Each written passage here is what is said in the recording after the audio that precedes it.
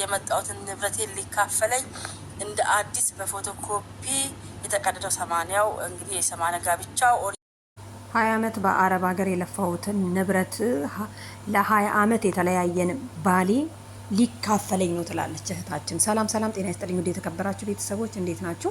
እንግዲህ ጠበቃ ቲና ትባላለች። እንግዲህ የማታቋት ማለት ነው፣ የምታቋት ታውቃላችሁ። በጣም ጥሩ ትመክራለች፣ ጥያቄም ካላችሁ ትመልሳለች። ምንድን ያለችው መሰላችሁ? አረብ ሀገር ላይ ተለያየንና በሽማግሌ 80ችንን ቀደድንና ሄድኩኝ አረብ ሀገር።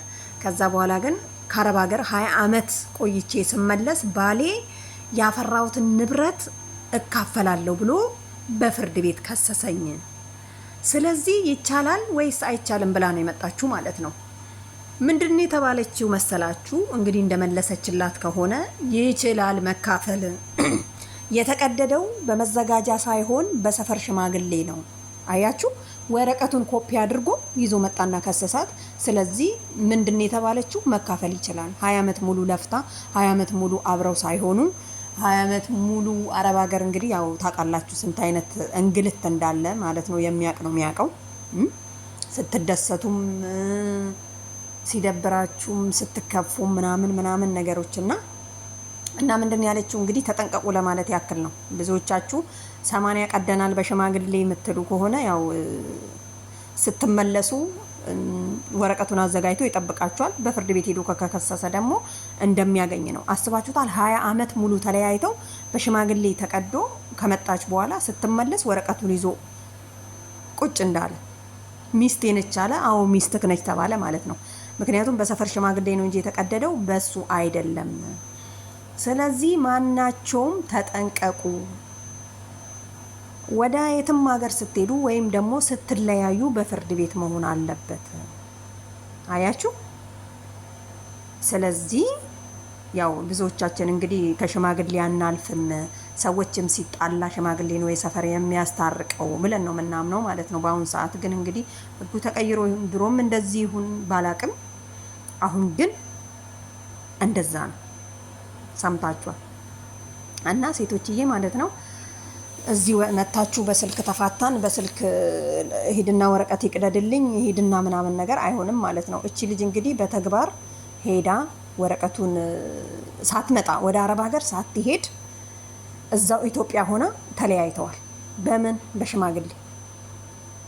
አሁን ላይ ግን እሱ 20 ዓመት ሙሉ የለፋበትን እሱ እንኳን አያፍርም እንዴ? ትንሽ እንኳን 20 ዓመት ሙሉ ተለያይቶ ዛሬ ወረቀቱን ይዞ ታካፍለኝ ሚስቴ ነች ብሎ ሲመጣ ማለት ነው። ግን ህጉ እኔ ግን ትክክል ነው ብዬ አላምንም። ምክንያቱም በሰዎች ሊፈረድ በጎረቤት ሊመሰከር ምናምን ነገር ይገባል ብዬ ነው የማስበው፣ እንደኔ ቢሆን ማለት ነው። ማን እንደሰራው ምን እንደሰራው መቼም የሰፈር ሰው የጎረቤት ሰው ያውቃል። ግን ህጉ ከደነገገ ደግሞ ምንም ማድረግ አይቻልም። ያው እንግዲህ ስለማናቅ ያለፈው ብንበላም ብንከስርም ያውኑን ደግሞ ለጥንቃቄ አህል ነው ማለት ነው። እና ቤተሰብ በዚህ አስተያየት ምን ትላላችሁ? እንደ እውነት ነው? እውነት 20 ዓመት ሙሉ የለፋውበትን ገንዘብ እሱ 20 ዓመት ሙሉ የትም ሲያደዘድስ ከርሞ ሊካፈል ሲመጣ ለሱ ከምሰጥ እንደሆነ ህይወቴን ባጠፋ አይሻለኝም እንዴ? እሱ ራሱ አለማፈሩ እንደው ፈጣሪን አይፈራም ሰው እንኳን ባይፈራ። እና ለማንኛውም ሊካፈል ነው የምላችሁ። ተቋረጠ ቤተሰብና ምን ለማለት ፈልጌ መሰላችሁ? ያው ለጥንቃቄ አህል ነው። የመዳም ቅመሞች እንግዲህ ያ አረብ ሀገር ያላችሁ ስልክ እየደወላችሁ 80ን አውርድልኝ በሽማግሌ ምናምን አወረድኩ ምናምን ነገር ቢልም እንዳሰሙ ማለት ነው። ምክንያቱም ያ ስትመለሱ እዛ የሰራችሁትን ቤት የሰራችሁትን እንትን ወረቀቱን ይዞ ወደ ፍርድ ቤት ይሄድና ወይም ደግሞ መዘጋጃ ነው እዛ ይሄድና እዚህ እንግዲህ 10 ዓመት 15 ዓመት የሰራሽውን አካፊኝ ካለ መብት አለው ማለት ነው። ስለዚህ ተጠንቀቁ። በሽማግሌ የምታወርዱ ወይም ደግሞ እየደወላችሁ ምናምን ነገር የምታወርዱ ሰዎች ማለት ነው። ሰማችሁ አይደል? ህጉ ነው። ህጉ ተቀይሮ ነው እንግዲህ ድሮም አለን ያለችው እንደውም ሲጀመር ማለት ነውና ገብታችሁ አዳምጡ። ጥያቄም ካላችሁ ደግሞ ፌስቡክ ላይ ነው መሰለኝ እና ዩቲዩብ ይኑራት አይኑራት አላቅም፣ ግን በፌስቡክ የምትለቃቸው ነገሮች ጥሩ ነው። ስለ ይዞታ፣ ስለ ቤት፣ ስለ ውርስ ስለ ብዙ ነገር ማለት ነው። ልክ እንደ ጠበቃ ሰብለ አሰፋ ማለት ነው። እና አማርኛም ትችላለች፣ ኦሮምኛም ትችላለች፣ በፈለጋችሁት ቋንቋ ማለት ነው። እኔ ተመችቶኛል። ምክንያቱም የጠየኳት ጥያቄም በውስጥ ሳልጽፍ በውጪ ላይ ስለተመለሰልኝ ትላላችሁ።